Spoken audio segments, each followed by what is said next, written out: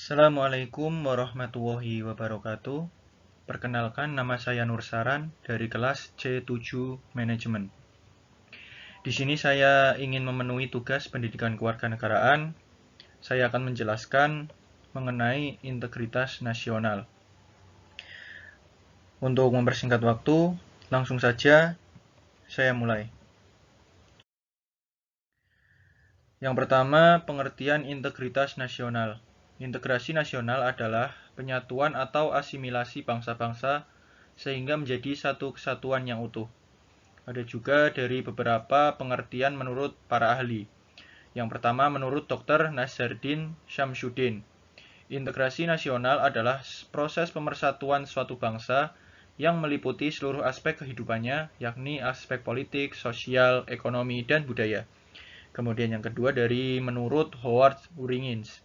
Integrasi nasional adalah penyatuan bagian-bagian individu masyarakat menjadi satu kesatuan atau satu keutuhan yang lebih utuh, atau penyatuan banyak komunitas kecil ke dalam satu negara. Kemudian yang ketiga menurut Myron Weiner. Integrasi nasional adalah proses berbagai kelompok sosial dan budaya dalam satu wilayah membentuk suatu identitas nasional. Kemudian menurut J. Sujati Jiwandono, integrasi nasional adalah cara untuk mendamaikan keberlanjutan dalam kesatuan nasional dalam arti luas dengan hak untuk menentukan nasib sendiri. Kemudian yang kelima, menurut Safari Dibahar, integrasi nasional berarti penyatuan atau penyempurnaan berbagai unsur bangsa yang semula terpisah. Dan keenam, menurut Al-Fani, integrasi nasional adalah pembentukan identitas nasional dan integrasi berbagai kelompok sosial dari budaya ke dalam satu kesatuan wilayah.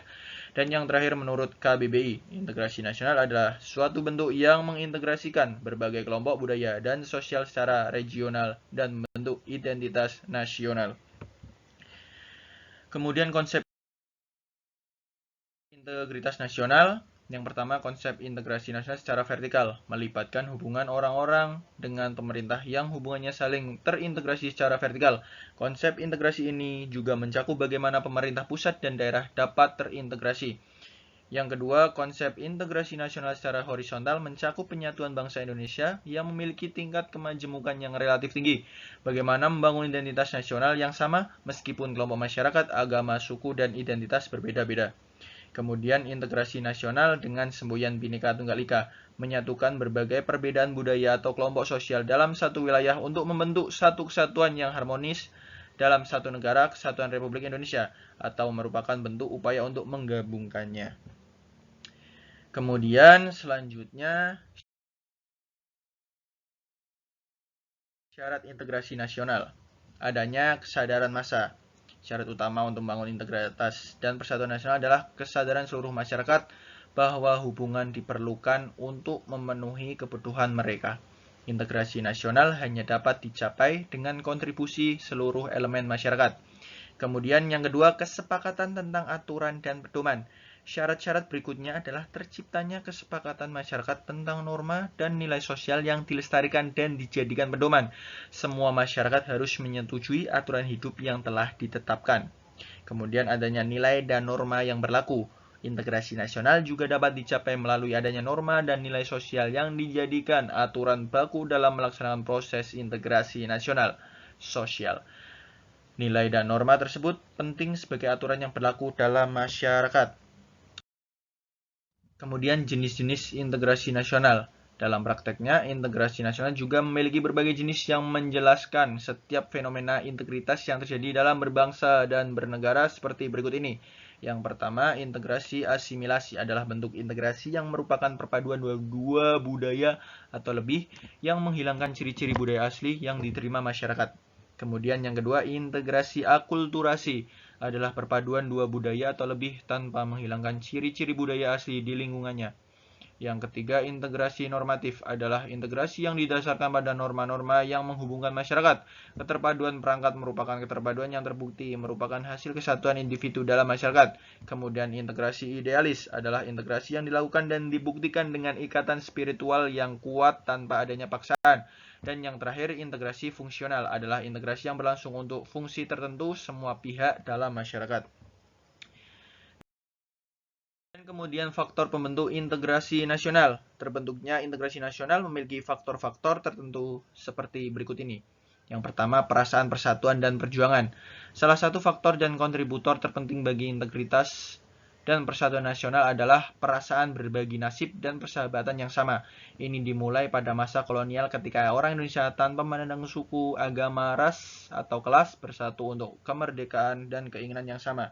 Yang kedua, menginginkan persatuan.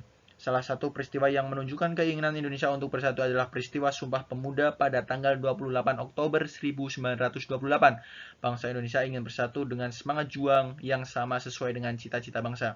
Yang ketiga, cinta tanah air.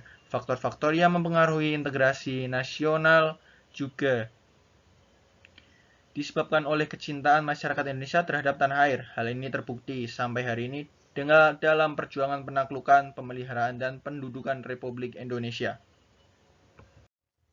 Yang keempat, bentuk idealisme nasional. Integrasi nasional merupakan bentuk ideologi nasional yang disepakati bersama. Melalui ideologi Pancasila, Indonesia yang memiliki banyak perbedaan dan keragaman dapat terus bersatu. Hal ini karena nilai-nilai Pancasila berlaku bagi masyarakat, bangsa, dan kehidupan bangsa. Yang kelima, budaya gotong royong.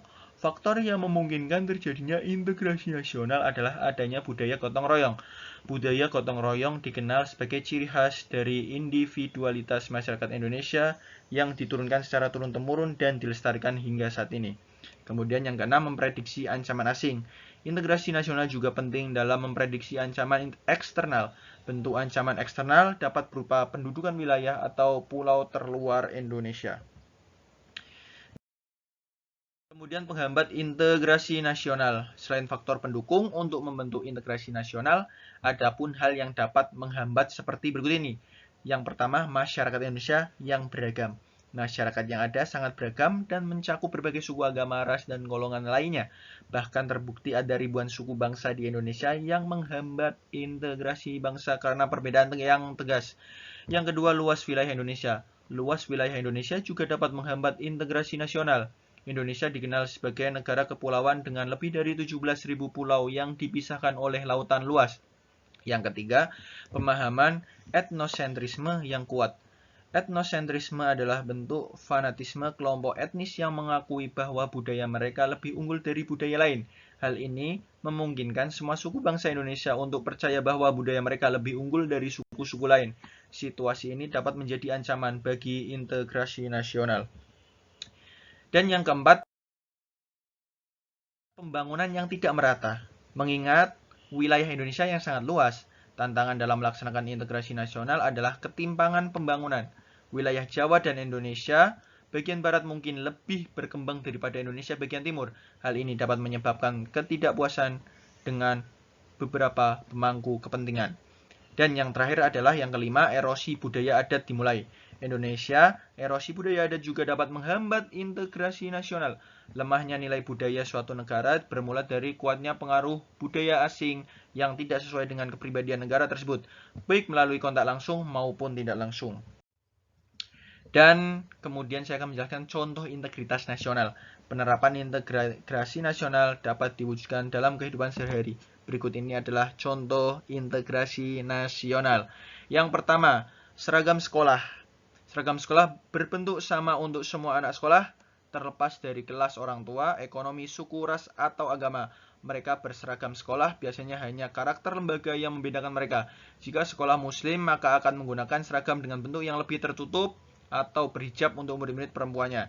Ini semua berarti integrasi nasional di sekolah menggabungkan semua elemen yang ada untuk mencapai tujuan bersama. Seragam guru dan kepala sekolah serta siswa juga merupakan bagian dari integrasi nasional. Kemudian yang kedua, contohnya adalah pelaksanaan gotong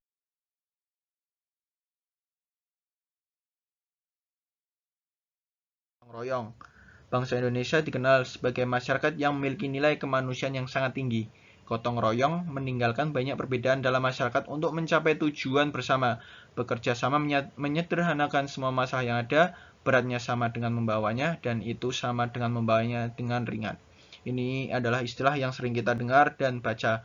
Pelaksanaan gotong royong lebih rendah terjadi di masyarakat perkotaan. hanya sedikit orang yang melakukannya. Masih banyak daerah di masyarakat pedesaan di mana segala sesuatu dinilai berdasarkan ketulusan, bukan materi.